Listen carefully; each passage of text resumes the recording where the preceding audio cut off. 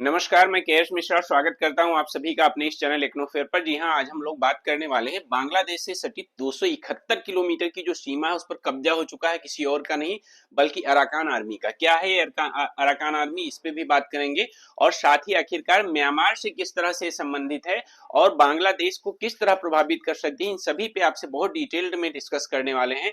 मजा आएगा आपको इस क्लास में। सभी लोग क्लास को लाइक करें, चैनल को सब्सक्राइब करें, बेल आइकन दबाना मत भूलें, क्योंकि आप सभी जानते हैं जब से जो है बांग्लादेश में तख्ता पलट हुआ है, शेख हसीना वहां से भारत के लिए भागी और साथ में जो है वहां पे यूनुस इंटरिम गवर्नमेंट संभाल रहे हैं, तब से जो है बांग्लादेश पूरी तरह से अस्थिरता का घर बना हुआ है। चाहे वहां पर अल्पसंख्यकों के साथ, हिंदुओं के साथ हो रहे अत्याचारों की बात हो और चाहे वहां पर बागी अराजकता हो, अराजकता की चरम सीमा बांग्लादेश पे बनी हुई है। तो इन सभी पर आखिरकार बांग्लादेश की जो जमीन है उस पे अराकान आर्मी का कब्जा हुआ है। तो आखिरकार ये अराकान आर्मी क्या है, भारत से देखो रिश्ते बिगड़ ही रहे हैं, आप सभी जान रहे हो। साथ ही इस समय बांग्लादेश की आर्थिक स्थिति भी बहुत अच्छी नहीं देखी जा सकती है। लेकिन ये जो आपको शख्स दिख रहे हैं, आखिरकार इनको कोई फर्क क्यों नहीं पड़ता, इस पे भी बात करेंगे।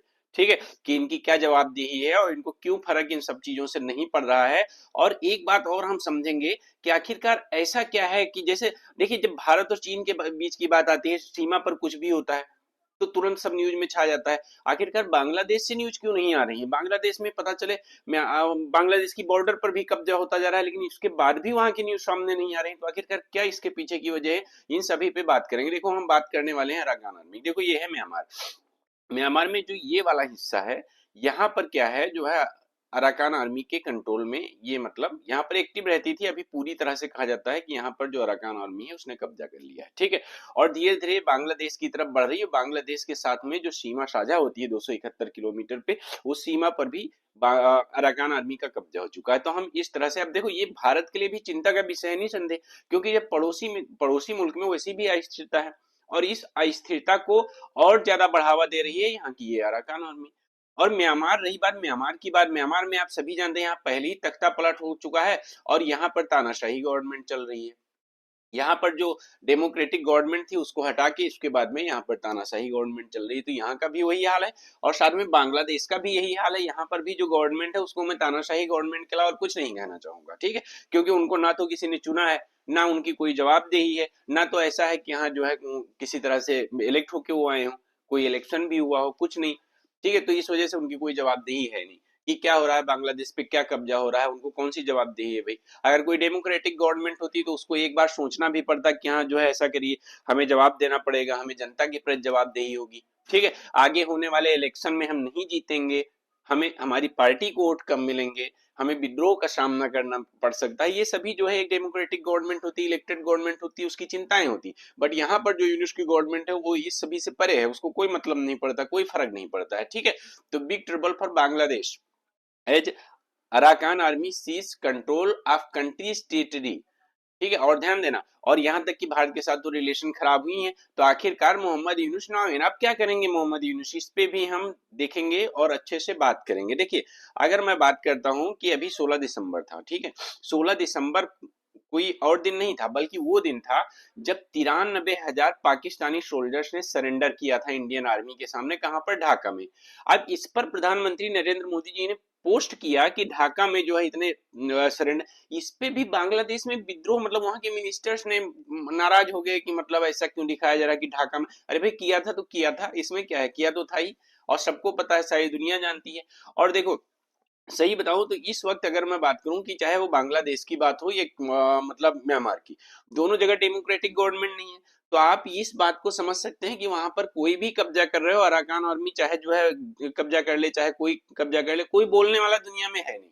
ठीक है, अगर वहां पे डेमोक्रेटिक गवर्नमेंट होती तो दुनिया में आवाजें भी उसके लिए उठाई जाती कि भाई गलत हो रहा है वहां पे, कोई कंट्री वहां क्यों कब्जा कर रहा है, कोई आर्मी वहां क्यों कब्जा कर रही है, आवाजें भी उठाई जाती। वहां पर कोई आवाज उठाने वाला फिलहाल के लिए है नहीं, कुछ भी हो जाए। ठीक है, तो अब इसमें देखो, बेसिकली जो बांग्लादेश और म्यांमार का बॉर्डर बॉर्डर है, इस बॉर्डर पर अभी कहा जाता है कि कंट्रोल किसका है? अराकान आर्मी का है। ठीक है, तो और यहां तक कि वो जो बांग्लादेश का जो तकनफ रीजन है, उस तकनफ रीजन तक भी बांग्लादेश के पहुंच चुकी है। ठीक है, तो एक हिसाब से देखा जाए तो बांग्लादेश के भी एक हिस्से पर अराकान आर्मी कब्जा कर चुकी है। ठीक, अब आप ध्यान दीजिएगा, आपको अभी हाल ही में एक चीज यहाँ पे देखो, एक शब्द बन रहा है Bangladesh famous Saint Martin island, कुछ याद आया? मैंने इस पे क्लास बनाई थी पूरी सेंट मार्टिन आइलैंड की, ठीक है। अब एक चीज और ध्यान देना कि जो ये अराकान आर्मी है, इसको सपोर्ट कौन कर रहा है? इसको सपोर्ट कर रहा है यूएसए। आप बताइए, अब कुछ क्लिक हुआ आपके दिमाग में?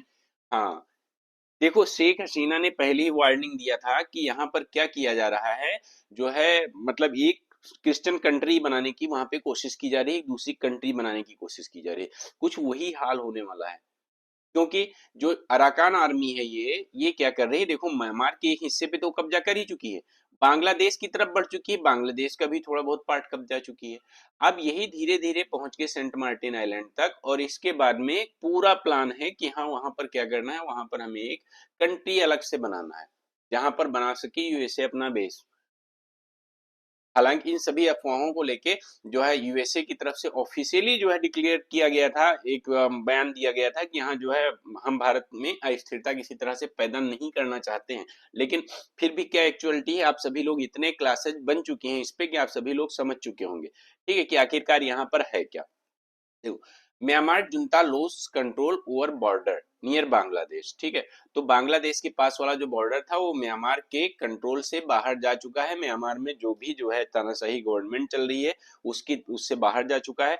बेसिकली म्यांमार का जो ये लार्ज पार्ट है, एक रखाइन प्रोविंस जिसको बता रहे हैं, इस रखाइन प्रोविंस पे भी पूरा कब्जा हो चुका है अराकान आर्मी का, ठीक है।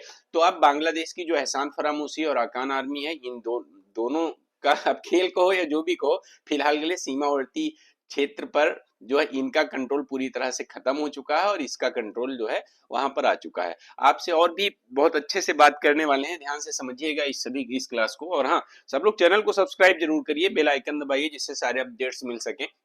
यूपीपीसीएस का भी एग्जाम आ रहा है, उसके लिए जो खासकर प्रीवियस ईयर के पेपर का एनालिसिस चल रहा है उसको जरूर देखा करिए, और करंट अफेयर भी ये सब जरूर देखा करिए, आपके एग्जाम में निसंदेह हेल्प करेंगे। देखो, अगर मैं बात करता हूं तो म्यांमार की करीब 1600 किलोमीटर की सीमा जो है, म्यांमार की मैं बात कर रहा हूँ, भारत के 4 राज्यों से अरुणाचल प्रदेश, नागालैंड, मणिपुर, मिजोरम से लगती है।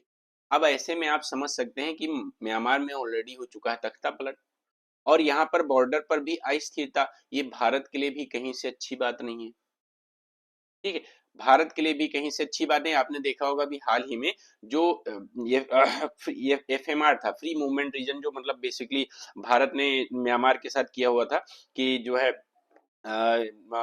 दोनों तरफ बॉर्डर क्या चारों तरफ लोग आ जा सकते थे, उसको भी बंद कर दिया है, उसको भी सस्पेंड कर दिया है, ठीक है। तो ये देखो, ये जो व्यक्ति है, आप समझिएगा इनके बारे में, ये क्या है, आज तक इनके बारे में कोई समझ नहीं पाया है, ठीक है। हम और आप समझ तो रहे हैं, समझ कर भी, और इवन भारत सरकार तो समझ ही रही है भाई, ऑब्वियस सी बात है, लेकिन मतलब कुछ कर क्यों नहीं पा रही है, क्योंकि उसके पीछे का रीजन भी है। देखो ये क्या है, यहाँ पे कहां से अचानक से टपक गए किसी को पता नहीं चला। अचानक से विद्रोह होता है, शेख हसीना बाहर, और इनको जो है एक एक्टिंग गवर्नमेंट संभालने के लिए दे दिया गया। ना तो इनको किसी जनता ने चुना, ना तो इनको ये पता है कहीं से सामने आ रहा है कि इनको किसके द्वारा चुना गया है। पीएनपी के द्वारा पूरी तरह से समर्थन है इनको, साथ में यूएसए का भी समर्थन है, ठीक है। अब इनको देखो, इनको कोई फर्क नहीं पड़ता कि बांग्लादेश का कौन सा हिस्सा कब्जा किया जा रहा है अराकान आर्मी के द्वारा। टोटली वहां पर अगर ये कुछ चला रहे हैं तो एंटी इंडिया कैंपेन चला रहे हैं, एंटी इंडिया कैंपेन और एंटी हिंदू कैंपेन, ये दो चीजें ये वहां पे चला रहे हैं। इनको कोई फर्क नहीं पड़ता कि कौन सा, क्योंकि जब ये डेमोक्रेटिक गवर्नमेंट ही नहीं है तो इनसे पूछने वाला है कौन। और साथ ही ये माना जा रहा था स्टार्टिंग में कि जैसे ही आएंगे 5-6 महीने के वहां पे इलेक्शन कराएंगे, ठीक है, शेख हसीना के जाने के बाद में 5-6 महीने रहेंगे, इलेक्शन कराएंगे। बट अब इनको भी जो है पावर बहुत अच्छी लगने लगी है, और वहां पर इलेक्शन का कोई दूर दूर तक जो है हिसाब बन नहीं पा रहा है। फिलहाल के लिए अभी 271 किलोमीटर जो सीमा है, इस पर जो है फिलहाल के लिए जो है कब्जा अराकान आर्मी का है। अब देखो, ये वाला जो मैं एरिया बता रहा हूँ इसी की, ठीक है, इसी की, और यहाँ से जो बांग्लादेश का कुछ हिस्सा है वो भी कब्जा किया जा चुका है, और आगे आगे इसको बढ़ा जाएगा, यहाँ पे सेंट मार्टिन आइलैंड आइलैंड को भी कब्जा करके। और इसके बाद में मतलब ये थ्योरी है कि हाँ जो है यहाँ पर क्या किया जाएगा, एक नया कंट्री बनाया जाएगा और इसका पूरा समर्थन होगा यूएसए का। इस तरह से कुछ भारत के पड़ोस में हो रहा है और भारत के पड़ोस में होने वाली ये घटना कहीं भी जो है आम नहीं है और साधारण नहीं है, बिल्कुल ही असाधारण घटना है।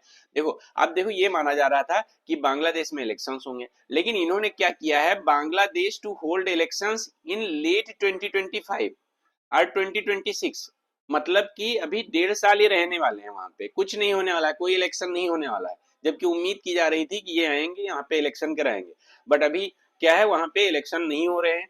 1.5 साल अभी ये और रहेंगे, इसका मतलब वहां पर और ज्यादा अत्याचार होगा, वहां हिंदुओं के साथ और ज्यादा अत्याचार होगा, बाकी अल्पसंख्यकों के साथ ज्यादा अत्याचार होगा। साथ ही वहां पर जो जिहादी ग्रुप हैं वो ज्यादा एक्टिव हो जाएंगे और जो अराकान आर्मी है वो धीरे धीरे वहां पे और ज्यादा अपनी पकड़, अपनी कंट्रोल बढ़ाएगी।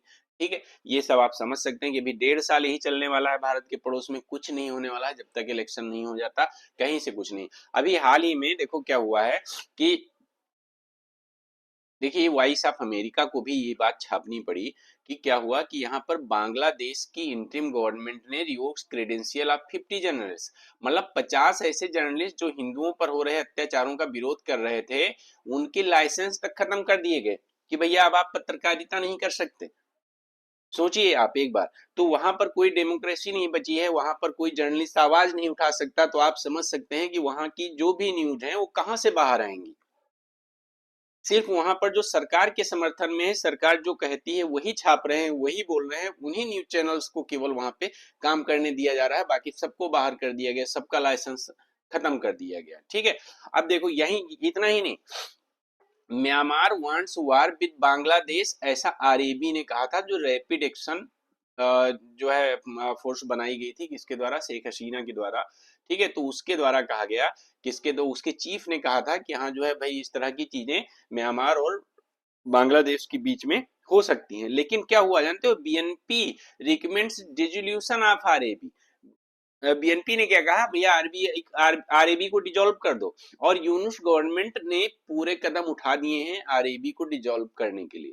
ठीक है, मतलब यूनिस गवर्नमेंट पूरी तरह से जो है बीएनपी के हिसाब से चल रही है, बीएनपी ने कहा और यूनिस गवर्नमेंट कदम उठा चुकी है। ठीक है, अब आप इस चीज को ध्यान दीजिएगा कि आखिरकार जो मतलब ये एक्शन फोर्स क्या कर रही है, border action force, rapid action जो भी बॉर्डर फोर्स है, ये क्या कर रही है ये जानते हो, ये सोच रही है कि हाँ जो है भाई हम सरकार को वार्न करें कि हाँ भाई क्या होने वाला है, पर सरकार उसको पूरी तरह से इग्नोर करे। तो इग्नोर क्यों कर रही है, अब आप एक चीज ध्यान से समझो। ठीक है, जो मैं बता रहा हूँ एक चीज ध्यान से देखो। देखो ये इनका समर्थन किसको, यूएसए को। ठीक है, इनका समर्थन किसको, यूएसए को। और शेख हसीना पहले ही बोल चुकी हैं कि हाँ जो है मतलब एक नया कंट्री ये क्रिएट करना चाह रहा है। और प्लस अराकान आर्मी का समर्थन किसको, यूएसए को, इसको भी यूएसए का समर्थन। ठीक है, और इनको भी यूएसए का समर्थन। और आरएबी ने जब कहा कि हाँ जो है यहाँ पे बॉर्डर पर कब्जा हो चुका है, तो आरएबी को डिजोल्व करने के लिए इन्होंने क्या किया, प्रस्ताव आगे बढ़ा दिया। अब आप समझिए कि सब समझ रहे होंगे आप ये थ्योरी, कि ये थ्योरी कहाँ जा रही है, क्या करने वाली है, और अभी आने वाले 1.5 साल में यहाँ पे क्या होने वाला है। ठीक है, तो आप सभी लोग क्लास को लाइक करें, चैनल को सब्सक्राइब करें, बेल आइकन दबाना मत भूलें। ठीक है, और बाकी आपको ऐसी क्लासेस मिलती रहेंगी, अगर पसंद आती हैं तो आप लाइक करें, चैनल को सब्सक्राइब करें, बेल आइकन दबाना मत भूलें। धन्यवाद आप सभी का।